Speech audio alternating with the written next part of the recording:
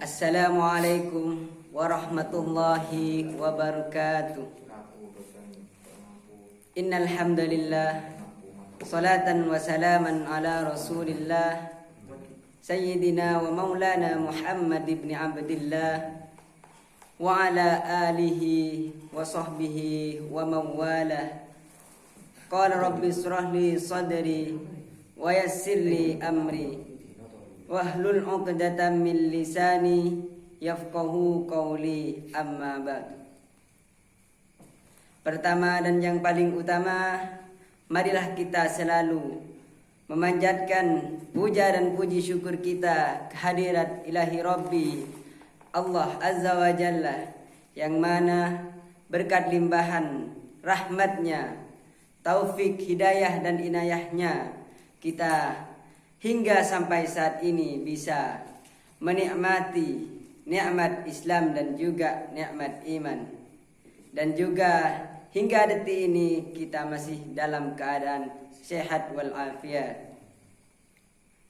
Salawat dan salam tetap tercurah limpahkan kepada junjungan kita Nabi besar Muhammad sallallahu alaihi wasallam, yang mana berkat perjuangan beliau kita bisa menikmati dunia yang penuh dengan keilmuan, sehingga kita keluar dari dunia yang penuh dengan kejahilan.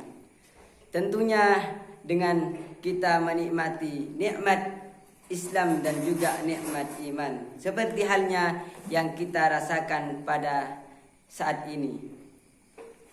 Hadirin rahimakumullah, pandemi sudah cukup lama menimpa negeri ini.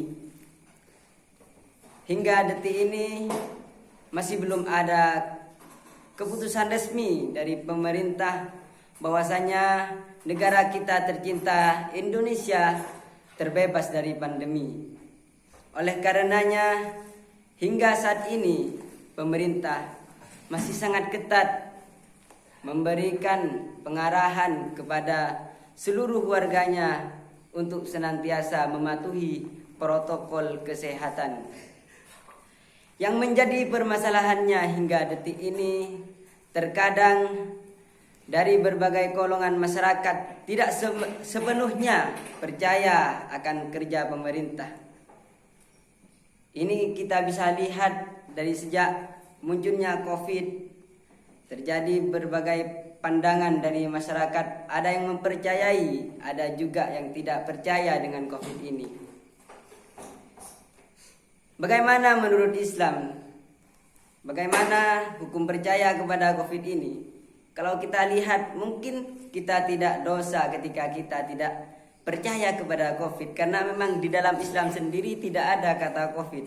Yang ada rukun iman itu hanya 6. Yang pertama yaitu kita iman kepada Allah, dan seterusnya yang diakhiri dengan iman kepada qada dan qadar. Sehingga dari sini bisa disimpulkan bahwasanya ketika kita tidak mengimani atau tidak percaya kepada COVID, itu merupakan hal yang boleh-boleh saja begitu.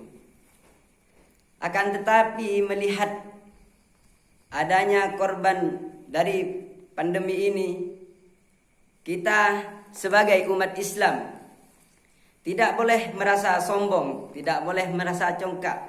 Mungkin diri kita pribadi sehat, akan tetapi kita bisa melihat sendiri bahwasanya banyak saudara-saudara kita di luar sana yang sampai meninggal dunia disebabkan oleh COVID ini. Oleh karenanya kita sebagai umat muslim senantiasa harus bersikap rendah hati. Kita harus menerima bagaimana yang diarahkan oleh pemerintah. Sebab di dalam Al-Quran sendiri sudah dijelaskan, Kul ati'ullaha wa ati'ur rasul wa ulil amri minkum. Mungkin seperti yang kita bahas pertama tadi, kita boleh saja tidak percaya kepada COVID-19 ini. Akan tetapi ketika pemerintah sudah memberikan arahan, kita harus memakai masker dan sebagainya, maka di situ sudah menjadi kewajiban kita untuk menaati arahan-arahan dari pemerintah tersebut. Karena jelas ayat yang saya sebutkan tadi, kita diwajibkan untuk taat kepada pemerintah, karena taat kepada pemerintah itu juga termasuk implikasi dari ketaatan kita kepada Allah Subhanahu wa taala. Oleh karenanya, hadirin rahimakumullah, dari sini saya ingin mengajak diri saya pribadi dan juga kepada seluruh pemirsa untuk senantiasa kita bersifat rendah diri. Kita tidak boleh merasa sombong. Mungkin saja detik ini kita masih sehat, kita masih belum terpapar, namun bisa jadi karena kesombongan kita, karena kecongkaan kita pada suatu saat nanti terpapar oleh COVID-19. Na'udzubillah, tsumma na'udzubillah.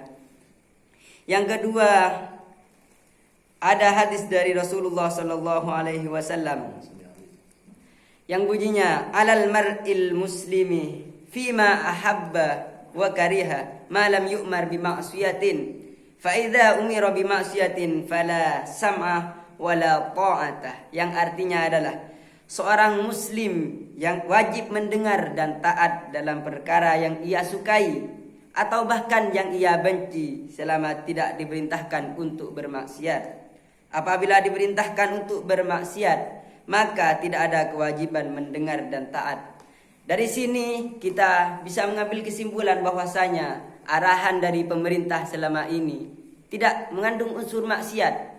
Mungkin saja kita tidak bisa menerima ketika kita disuruh sholat berjamaah dengan adanya jarak dan semacamnya. Mungkin di awal dulu kita sering cangkruan bareng dengan teman-teman, sering ngopi bareng di pasar dan semacamnya. Namun saat ini kita dilarang oleh pemerintah. Ini mungkin hal yang dibenci, akan tetapi ketika kita melihat, kita membaca dari hadis yang saya sebutkan tadi, selama itu untuk kebaikan bersama, maka meskipun itu hal yang kita benci, kita harus menerimanya. Hadirin rahimakumullah, hingga saat ini COVID-19 masih menjadi momok yang menakutkan. Mungkin yang sedang ramai saat ini yaitu masalah vaksinasi yang akan dilakukan oleh pemerintah, yang itu menimbulkan pro kontra dari masyarakat, karena ada masyarakat yang mengatakan bahwa diri saya ini sehat, mengapa harus divaksin begitu. Bagaimana menurut Islam? Kita kembali kepada ayat dan hadis tadi, bahwasanya selama pemerintah kita tidak menyuruh kita untuk bermaksiat kepada Allah Subhanahu wa taala, maka di dalam Islam kita diajarkan untuk selalu taat kepada pemerintah kita. Hadirin rahimakumullah, mungkin demikian apa yang bisa sampaikan pada kesempatan kali ini. Semoga bisa menjadi renungan untuk diri saya pribadi dan juga kepada pemirsa semuanya. Kurang lebihnya mohon maaf. Wabillahi taufiq wal hidayah waridha wal inayah. Assalamualaikum warahmatullahi wabarakatuh.